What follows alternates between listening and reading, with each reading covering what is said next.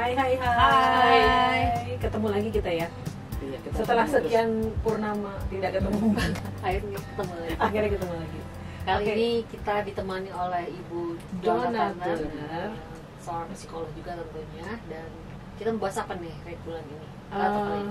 Kali ini kita mau bahas tentang cinta Yang dan paling- kasih sayang. Itu bisa berjilid-jilid loh. Pak. Iya, Betul. makanya Ini kita cuma batasin satu awal. tema gedenya cinta dan kasih sayang, tapi tema kecilnya mengerucut lagi adalah tentang relationship atau hubungan antara pasangan. Ya, pasangan ini bisa sudah terikat resmi seperti suami istri ataupun Masih yang belum berpacaran. masih berpacaran tapi udah lama juga dan berproses dan sebagainya gitu. Itu yang mau kita omongin sekarang.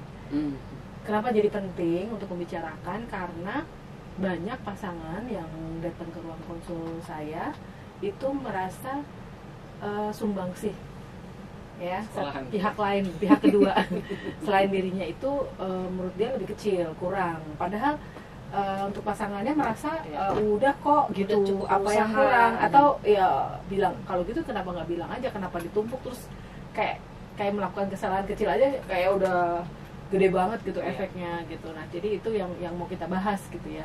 Nah, tentu saja pertama kita akan bertanya dulu pada pakar kita. Karena dia Donna, saudara Donna? nama Tina Turner. Iya, saudara Tina. Masih dia banyak sekali itu masalah selebriti zaman dulu kayak rusak sudah.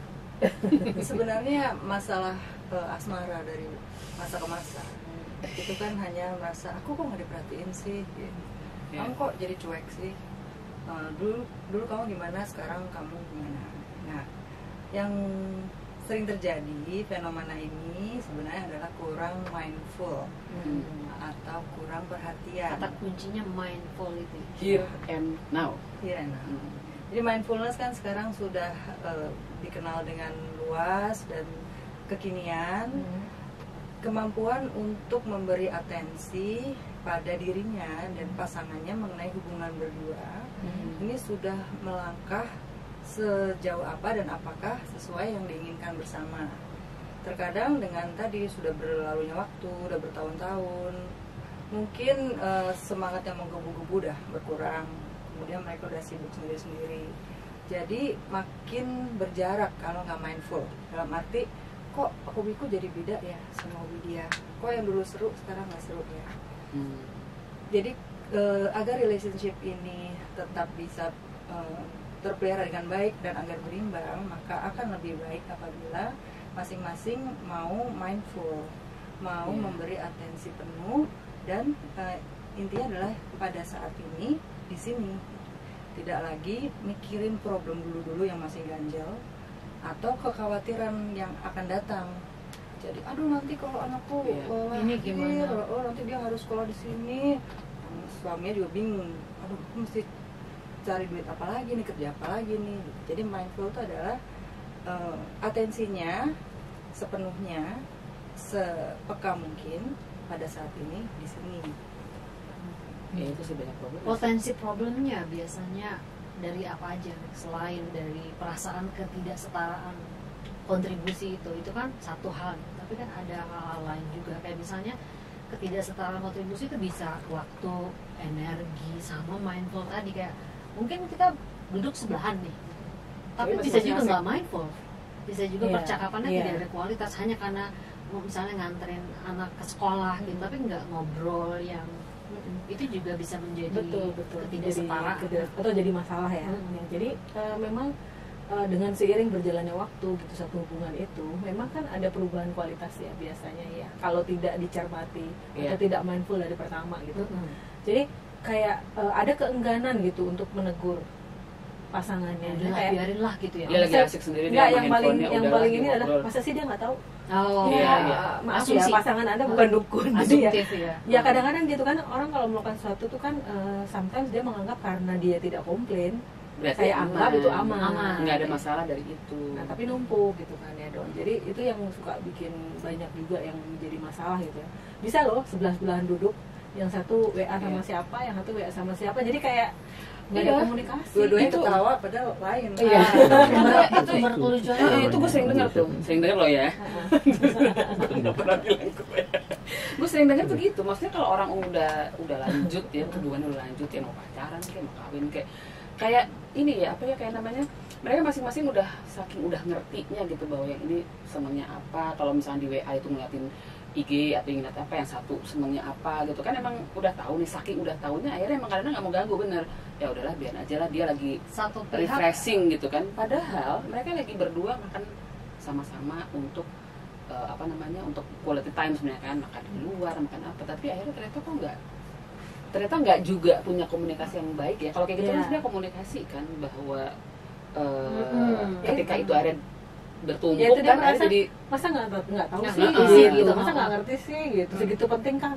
Apa sih kalau cowok-cowok itu kan suka apa V-call misalnya, V-call malam-malam gitu kan. Iya, cowok-cowok selesai kerjanya malam ya, kenapa dia V-callan malamnya juga karena itu. Tapi terus kayak penting banget gak sih dia V-call, apa nggak lebih baik mana anak-anaknya gitu. Kalau seorang ibu tuh ngelihatnya seperti itu, tapi kan si pasangan nggak seperti itu. Kalau dia butuh gue kan dia manggil gue gitu. Selama dia tidak komplain udah gitu. Kalau yang ada ya masalah yang sampai ada tuh kayaknya reelsnya karena kalau lagi video call terus teman-temannya langsung diain ada bantal, ada apa gitu, atau kantor gitu, padahal habis itu dia lagi dibikin setting background. Ternyata habis itu dia balik lagi, dia di kafe, di bar gitu tuh. Saking berarti kan itu ada sesuatu kan, maksudnya ada orang yang kenapa sih kayak ngecek gitu kan, dia kan bisa juga jadi kayak gitu kan, kayak bahwa jam segini mesti udah pulang. Isunya banyak sekali soal banyak, relationship kan? Itu ada quality, ada trust, iya. ada apa misunderstanding dan macam-macam. Tapi intinya kan kalau di kita pasti adalah kalau kita udah berasa tidak happy dengan kondisi tersebut, ngomong, harus dilakukan sesuatu, harus dikomunikasikan apa ngomong happy. Nah kadang-kadang itu tadi kayak yang merasa yang Rika bilang kayak enggak, gue happy aja, misalnya gue udah cukup happy dengan arrangement yang sekarang, sementara pasangannya enggak. Nah itu sering kalian menjadi isu gitu. Cuma yang saya alami sih kebanyakan yang ngalah ya perempuan. Iya, tapi jadi kayak udahlah gitu, kayak ya kalau udah capek ya udah gitu. Dia Kalau kita lagi ngobrol tiba-tiba ketiduran gitu. Dia ngalah, tapi nanti muncul di ruang konsultasi. Iya, betul. Jadi ya selalu ngerasa kayaknya gini loh. Ketika ada di ruang konsultasi kadang-kadang selalu gini, yang punya masalah tuh istri gue, masih nggak punya masalah. Terus ya yang perempuan-perempuan biasanya gini, ya kok kayaknya jadi kalau kita yang ke berkonsul gitu kayaknya seolah-olah bahwa ini yang perempuan yang ngadi-ngadi gitu, kayak nggak wajar gitu ya. Wajar, kayaknya cowoknya gue biasa aja, gue melakukan terima kasih, gue rutin transfer apa yang seharusnya gitu kan, akhirnya kayak udah dong, dan porsi dia. Tapi kan sebenarnya nggak begitu kan. Kalau dari sisi mindfulness tuh seperti apa dong? Ya, sebenarnya yang merasa berproblem memang dia yang baru datang. Jadi dia nggak bisa. Perempuan biasanya datang akhirnya. Yang perempuan datang, dia tidak bisa menuding yang prianya ini adalah sumbernya. Tapi dengan dia hadir, jadi kan dibukakan dulu pemahaman dia dan kesadaran dia bahwa sebenarnya lu nggak puasnya di mana, nggak happy-nya di mana, nggak happy-nya di mana. Kemudian dia melihat itu nggak checklist sih berarti ya. Ya, berarti ada kondisi bahwa ternyata saat ini ya. Istri saya tidak happy dengan kondisi ini, atau suami itu tidak suka dengan kondisi ini. Bisa value yang dipegang beda atau nggak tahu nih sama atau beda. Saya pendapat mengenai anak, pendapat mengenai pengelolaan keuangan, pendapat mengenai keluarga besar masing-masing. Ada value, ada priority, ada kayak misalnya budaya juga saling ngecek kayak sekarang lagi mikirin apa sih, lagi ada problem apa, kayak misalnya kan gue lagi banyak masalah di kantor, gue lagi mikirin itu, 80% gue mikirin itu juga kan harus disampaikan. Kalau enggak kan ibu kayak nggak mau dengerin. Iya benar. Gitu kan, kayak kok nggak mau main sama aku hari ini gitu ya. Padahal. Nah itu tuh kayak bagaimana membiasakan reality check itu tidak mudah. Iya. Cowok biasanya. Jadi biasanya kalau di konseling udah psikolognya udah nyiapin itemnya gitu ya, bisa yang udah standar, bisa juga dikembangkan psikolognya yang kaitannya masing-masing individunya. Misalnya begini, seberapa sadar kalau pasangannya stres, seberapa sadar kalau pasangannya tuh butuh disupport gitu. Jadi bisa dilihat nanti kan, oh iya sebenarnya dia tahu kok gitu, sebenarnya oh ya ini beneran dia nggak tahu. Jadi setelah dipetakan dengan lebih objektif akan lebih tenang, kemudian dia mulai bisa melihat ini penyebab kekeliruan ini lebih di saya atau lebih di pasangan gitu. Oh iya sih, kadang memang saya belum apa-apa saya ngomel gitu. Sehingga pasangan mau menjelaskan atau mau memberi atensi juga segan. Gitu.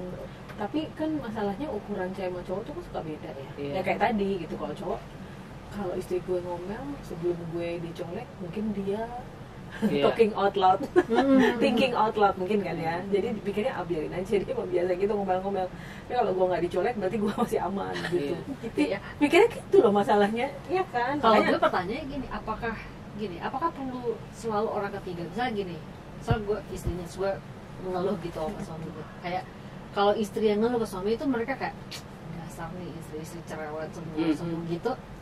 Artinya nggak mau open juga terhadap bahwa ini masalah beneran loh gitu. Apa cuma dianggap sebuah kecerewetan aja? Iya, itu parahnya. Apakah butuh orang ketiga untuk menengahi? This is real. Ini masalah banget dan ini bikin gue tidak happy gitu loh. Itu tuh pertanyaan juga. Apakah harus ada gitu atau bisa kayak this is serious ya, saya mau menyampaikan jauh bahwa keterbukaan masing-masing iya kan? benar. Iya, jadi biasa apakah nggak momen untuk itu harus itu? dibuat? Apakah momen itu harus dibuat bahwa gue mau bilang sesuatu yang menurut gue ini udah masalah banget misalnya gitu.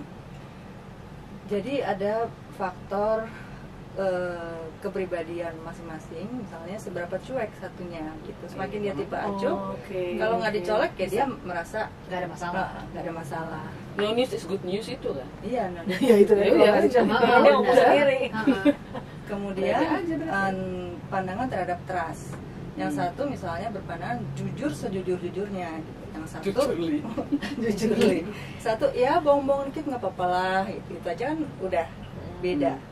Jadi mengapa yang satu ngejar-ngejar, yang satu malah takut dikejar-kejar atau malah takut diminta atentif atau diminta saling memperhatikan. Karena mindfulness bagi yang nggak siap itu menakutkan. Kalau nggak siap tuh kayak kayak digali sampai dalam semuanya, padahal kan twin pasangan kan juga selalu punya privacy juga kan, bukan begitu? Nggak harus benar-benar the whole things momen juga kan. Kalau misalnya kita udah capek nih, pulang ke rumah lagi capek, terus mau ngomongin ini dong serius gitu kayak mulainya aja udah capek ya Bu, gitu. Masa mesti ngulang lagi cerita itu bisa gitu nggak kan? diganti waktunya gitu untuk supaya Tapi masalahnya kan memang juga beda ya, memaknai satu masalah itu. Kok perempuan kan pikirannya panjang ya. Ini dia udah nggak ini, ntar lagi dia nggak ngeliat gue gendut, gue ya panjang pikirannya. Ntar cowok tuh as simple as gue pikir lu capek, makanya gue diam aja, banyak ini. Gitu nah terus kan. kalau udah jadi masalah nih, Pik, nih diomongin nih, ya dia tobat, habis itu enggak, seminggu kemudian dia kubat lagi begitu. Kan itu mah udah begitu ya bawaannya. namanya haji Udah kan gitu. Terus gitu. Itu juga kan PR ya untuk mindfulness. Berarti apa namanya, willingness untuk perubahannya belum internal, belum sesuatu yang inherent sifatnya, tapi kayak to make you happy dulu aja. Ya itu mungkin malah menyadari dulu, maksudnya kita tahu nggak bahwa ini adalah sebuah problem, itu kan harus yang bersama-sama dianggap. Jadi I think kita sepakat bahwa the key yang pertama adalah menyampaikan dulu secara serius bahwa ini problem loh, dan itu harus dipahami oleh orang satunya. Iya. Tapi kan bukan harus saat itu juga harus ada solusinya kan kadang. Tapi bisa juga pada saat itu misalnya, oh yang kemarin, loh kemarin tuh gua nggak gini karena lo gini, kan bisa menerangkan pihak lain. Oh, ada juga sama juknis. Iya, benar kan. Gitu, jadi memang ya begitu ya. Nanti tapi panjangnya ini ya perkawinan ini juga menentukan, nanti kebalik loh situasinya. Oke. Bisa jadi kebalik, jadi kayak yang dianya yang malah kamu kemana-mana gue nggak tahu ya gitu, gue nggak tahu kalau istri gue tuh ada di mana ya, bisa yang gitu. Ada kan yang nyari, biasanya cewek kan, biasanya nyari kan cewek ya, ada di mana ya gitu kan. Teman-teman gue banyak yang cewek nggak, lakinya nggak tahu di usia perkawinan yang gue udah hampir punya malu nyebutnya juga. Itu tuh terus sekarang jadi dia yang ribet, kamu udah makan belum gitu, kamu ada di mana sih, kamu lagi ngapain sih gitu loh, yang kuriusnya tuh jadi di dia juga. Bisa juga kan kalau kayak gitu? Bisa, karena dengan usia perkawinan yang sudah misalnya di atas 20 rata-rata lah. Yang disebutkan dong. Di atas rata-rata makanya ada proses aging juga kan. Nah, proses aging itu salah satu. Tapi gue pakai anti aging. Jadi proses itu bisa ditunda. Tapi akan tetap terjadi ya. Tapi tetap akan terjadi ya. Akan terjadi karena itu suatu keniscayaan. Yang diajarkan dalam sebuah relasi selama umur panjang. Jadi salah satu gejalanya adalah orang mempertanyakan lagi perannya. Misalnya kalau pada pria, kalau dia bekerja, dia akan menghadapi masa pensiun. Jadi yang tadinya akan berubah fokus tuh, di pekerjaan, karir, mempersiapkan ambisi, diri dengan happiness dia di rumah. Gitu. Jadi, wah, kalau aku di rumah aja ngapain ya? Saya domel itu. Dan bikin hobi-hobi baru atau apa gitu. Banyak tuh yang gue denger ya, yang gue denger lagi. Banyak ya? Banyak dengarannya. Gue orangnya senang mendengar karena gue nggak tahu. Jadi dia gini, dia bilang, ketika suaminya udah mau pensiun, gila dia takut banget karena apa? Akhirnya semua ditanyain ya pembantu. Akhirnya tuh jadi keributan terjadi ketika suaminya udah pensiun. Jadi di rumah tuh dititili semua, pembantu lah, anak lah nggak pulang. Jadi anaknya juga akhirnya nggak nyaman karena dulu kayak pas bapak gue kantor kayak lebih nyaman ketika bapak gue udah pensiun di rumah. Ini nggak boleh, padahal dari dulu emang anaknya pergi jam segini, segini. Tapi karena suaminya nggak pernah lihat, kok sekarang jadi dimasalahin. Nah itu perkara dimulai ketika malah sudah usia makin tua, yang harusnya kita pikir kan udah lebih relax kan, ternyata kejadian itu baru beliin perhatiannya beliin anti-aging. Itu dia gue bilang iya sih, tapi ya mungkin karena yang cowok kan karena kebiasaan sibuk, tiba-tiba dia nggak ada yang bisa dilihatin ya. Ini kok gini loh. Iya, dia memperhatikan yang detail, jadi akhirnya jadi emang iya benar, tergantung juga sih kualitas relationship, bentuk kasih sayang itu berbeda di tiap tahapan perkembangan yang berbeda. Ada yang malah lebih senang karena yuk mah makan, gue kan udah nggak ngantor, jadi makan siang bareng, makan malam bareng kan, jadi lebih happy mungkin pembicaraan berkualitasnya lebih banyak di ada juga memang seperti itu, ada jadi malah lebih kompak. Jadi bisa liburan kemana aja, kapan aja, nggak pernah ada waktu karena nggak nunggu. Hobi bersamanya tiba-tiba adalah kayak zaman pacaran dulu gitu, kayak apa namanya, berolahraga bareng atau apa. Tapi yang kita fokusin sekarang adalah yang mindful tadi itu. Sebenarnya setelah kitanya mindful, berarti kan harus disampaikan dulu nih gitu. Nah itu gimana cara supaya bikin si pasangan kita itu juga harus mindful juga terhadap. Itu kayaknya satu orang doang yang mindful, dia nggak mindful. Atau misalnya kayak dia main-main, aku lagi pusing mikirin project ini harus selesai dulu gitu, kayak ntar deh bahas ininya gitu kan. Kalau di usia-usia produktif kan masih kayak gitu tuh mikirnya. Nggak mau bahas kayak gitu, capek malah ntar. Sebenarnya satu orang mindful saja sudah memberikan sumbangan untuk hubungan dia dengan pasangan. Jadi kita juga tidak bisa mewajibkan. Perhatiin gue doang nggak. Jadi dimulai dari dirinya. Karena dengan mindful itu terjadi proses perenungan ke dalam, bercermin ke dalam, dan dibutuhkan ketenangan, kelembutan. Di situ mulai terlihat, oh gapnya itu ternyata cara komunikasi kita beda. Waktu kita untuk santai beda. Jadi ada ahanya yang kami dapat. Atau oh ternyata kalau saya seneng, saya ketawa dan kata-kata saya banyak, sementara dia senyum sedikit aja dia udah senang sebenarnya. Jadi dengan melihat ke dalam itu kepekaannya muncul, kemudian bisa minta waktu untuk bicara. Jadi kan sebenarnya pasangan itu sebenarnya tetap ada couple time. Iya itu. Nah couple time itu tuh ya, itu gimana? Apa semua juga sadar bahwa ada couple time? Orang sering dengarnya me time, gue perlu me time, nggak ada perlu couple time. Sebenarnya jadi apa namanya, dua-duanya. Kalau misalnya problemnya, kalau di saya kayak harus punya kreativitas untuk berbagai cara untuk menyampaikannya dalam pokoknya dalam kualitas yang saya mau. Kalau lewat ngobrol langsung nggak ada waktu, mungkin lewat WA dulu, nanti ngobrolnya mungkin nanti malam atau besok gitu. Tapi minimal disampaikan sekarang, karena pengalaman saya kalau disimpan lama-lama kitanya yang nggak enak gitu kan. Either nggak perlu dibahas apa udah dilupain aja. Jadi nggak dibahas akhirnya gitu kan. Itu seberapa pentingnya tadi kayak menyumbang ke happiness-nya itu berapa, atau dampaknya nanti kalau ini nggak diselesaiin dampaknya panjang. Nah itu kitanya kayaknya perlu. Jadi masing-masing harus punya kesediaan untuk mencari cara terus gitu untuk bisa memperbaiki komunikasi itu. Oh ternyata kalau gue biar nggak macet ya, ternyata biar nggak macet dibaca dan nggak berbantahan, itu juga kan akan ngebantu. Oh baca dulu, malah argue. Bisa dicerna dulu juga kan sebelum dibalas gitu. Jadi harus banyak cara. Betul. Jadi salah satu cara adalah mengundang. Nah undangannya jangan yang shocking gitu. Gue ngomong ya. Gue mau ngomong nih. Ini pasti rame. Apa itu alarmnya langsung butuh uang nih, butuh transfer. Udah kayaknya udah transfer lagi ya. Jadi sebaiknya gini, ada yang mau saya diskusikan atau obrolin mengenai ini. Kapan ada waktu mengenainya bilang, jangan nggak bilang. Kan udah shocking lagi kan. Ngomong apa? Jadi tapi jangan ditumpahkan semua di situ. Gitu. Kalau misalnya ada apa, ngobrol sebentar deh, aku ini aja kasih intro gitu. Jadi kasih intro, dan pada saat kasih intro mending lihat ke fakta aja gitu, jadi jangan nuduh. Jadi kamu lihat nggak atau kamu dengar nggak bahwa ini begini Ini ya fact ya, based on fact. Tapi gue tuh Bukan lebih asumsi. sehingga diterima lebih dengan diterima ya. tenang. Tapi waktu itu pernah ada kasus ya, jadi dia tuh sebetulnya kalau ini kita ngomong sebagai psikolog gitu ya, dia postpartum depression yang tidak pernah diobati. Nah sehingga eskalasi depresinya tuh naik. Ya itu tadi, gimana sih kita habis melahirkan, mungkin kita menyusui, badan kita mungkin jauh lebih gemuk, gak nyaman lah dengan badannya dia. Terus pakai baju juga, kok ketat banget di dada gitu atau gimana gitu. Jadi dia nggak di treatment dengan benar oleh suaminya, karena suaminya merasa aja gue tahu gitu loh. Kalau soal jagain gue ikutan kok gitu ya. Nah tapi memang itu akibat yang terininya adalah ketika depresi itu sudah naik ke level selanjutnya, sehingga sudah tidak bisa diajak bicara lagi gitu loh.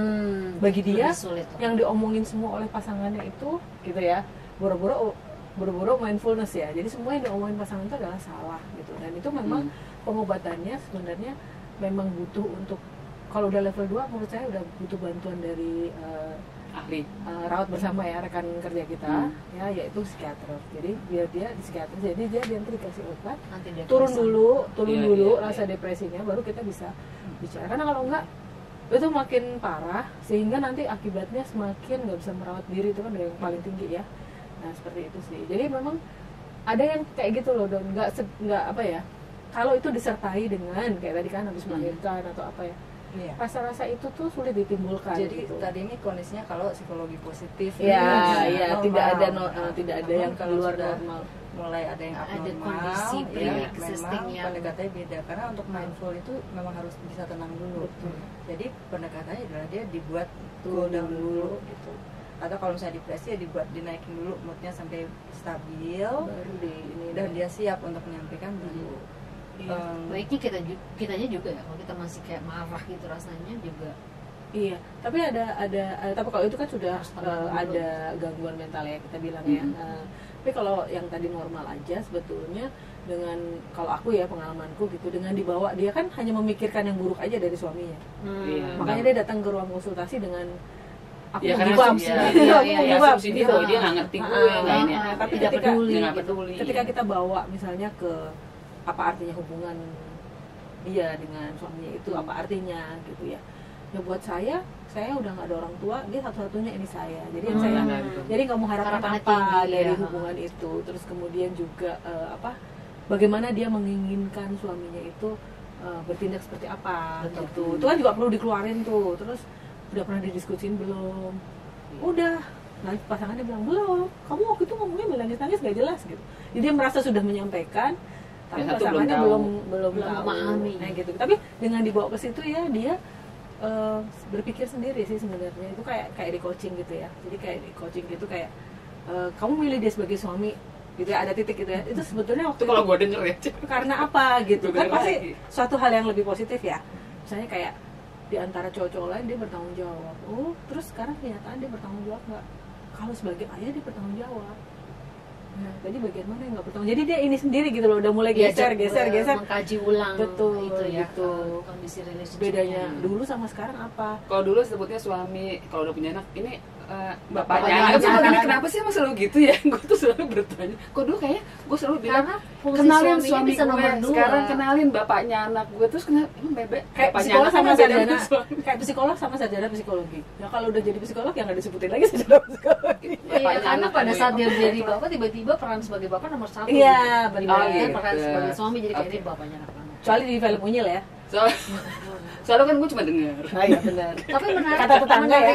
Dari gitu. yang tadi kita sampaikan itu adalah bahwa jadi konsep kasih sayang dan cinta di berbagai tahapan relationship itu juga berbeda-beda kan, karena harapan tiap orang berbeda terhadap peran suami dan istrinya atau pasangannya. Iya, tapi kalau kita udah dalam kondisi stres, artinya seperti gelas ini, kalau kita tumpuk aja rasa kita udahlah nggak apa-apa, tapi nggak apa-apanya itu sebenarnya apa-apa. Ya nggak apa-apa terus kalau udah penuh itu tuh kayak cloud gitu loh, kayak apa ya, buram gitu jadinya, buram. Nah padahal sesimpel dia mikir apakah dia sekarang tidak menunjukkan bahwa dia adalah kepala keluarga yang bertanggung jawab gitu. Iya. Nah seperti itu kan begitu dia langsung diem, enggak sih ini tetap tanggung jawab. Jadi mempertanyakan konsepnya. Iya, mempertanyakan konsep lagi. Iya, kembali ini berarti kalau kondisi seperti ini butuh orang ketiga untuk menjadi apa tuh fact checker, observer yang ya kalau nggak itu nanti objektif. depressionnya masuk. Kalau komunikasi pasangan ini secara umum baik, berdua aja nggak apa-apa. Dan kalau awareness-nya udah baik, kesadarannya baik, kepedulian terhadapnya baik, tapi sibuk aja gitu, berdua aja oke. Kalau memang bisa menjaga objektivitas, menjaga emosi, kan ada yang tipe seperti itu gitu. Namun kalau tipe udah nyolot duluan gitu, atau kabur gitu, nah sebaiknya memang ada mediatornya, dan mediatornya yang tidak berat sebelah. Jangan teman istrinya atau teman suaminya. Suami saya tuh nggak pulang-pulang udah 3 hari. Kalau berantem pasti kabur. Karena istrinya ngasah pisau ya. Jadi itu kadang-kadang tidak disadari mau dapur bahwa si pekerjaannya si suami ini butuh avoiding dulu situasi yang dia mengerikan itu. Jadi lihat istrinya marah gitu, yang tadinya istrinya kalem gitu, tuh sebenarnya udah kayak kita ngasah pisau kan. Lebih baik saya nggak pulang dulu. Maksudnya dia adalah supaya reda dulu gitu. Tapi si istrinya makin marah ya. Tambah marah karena tidak dipedulikan. Iya. So menurut Donna ya, tips yang terbaik nih, kita udah sampai tips ya. On a personal level dulu kali ya, being mindful on a personal level tuh apa aja yang menjadi yang harus kita catat lah gitu. Sehingga ini jadi penting jadi. Latih observasi, gitu. Yang diobservasi hal-hal kecil, gaya bicara, kebiasaan bicara, aktivitasnya apa, habituasinya apa, kemudian hobi gitu. Jadi kita tahu apa yang dia senang, apa yang dia nggak senang, apa yang bikin dia terganggu. Nah kemudian kalau misalnya ada perbedaan, diobserv lagi. Ini sekali aja atau berulang. Akan ada perubahan yang lama gitu. Kemudian sebelum kitanya udah kesel, cek dulu kita sendiri gimana ya. Gitu. Udah, kemudian baru kalau dirasa iya sepertinya yang beda, minta waktu ya, atau misalnya chatting atau apa. Aku mau ngobrol ini. Tapi pada saat bicaranya pun juga udah tenang. Seolah-olah masalahnya tuh ditaruh, jadi bukan kita di dalam masalah ditaruh. Bisa dilihat bersama secara objektif dari atas gitu. Dia bukan punya gue atau punya siapa. Iya. Kalau kita bicara mindfulness, berarti saat ini ya, sekarang kita lihat yuk. Tapi kita juga harus open dan jujur juga. Saya tuh kesal banget sama masalah ini. Misalnya gitu. Kan banyak ini mengganggu deh kalau misalnya olahraganya jam segini karena mobil dipakai gitu. Apa jadi kita juga harus iya betul. Atau ya kalau butuh orang ketiga ya jangan datang ke sembarang orang gitu loh. Datang ke ahlinya supaya masalah itu bisa taruh di meja. Kan kadang-kadang yang satu dana orang, yang satu enggak, yang masih tinggi aja gitu kan. Akhirnya yang satu ikut emosi. Jadi kalau pas berdua gitu, jadi sebenarnya peran si ahli itu hanya sebagai pembuka jalan. Selanjutnya mereka harus tetap lanjutin PR-nya di rumah kan. Iya kan itu kan. Coba sekarang kalian bicarakan yang mana. Iya betul. Dua-duanya ya. Jadi ada strukturnya juga, walaupun nggak terlalu rigid, ada struktur. Gitu. Kemudian konfidensialitas kan tetap terjaga.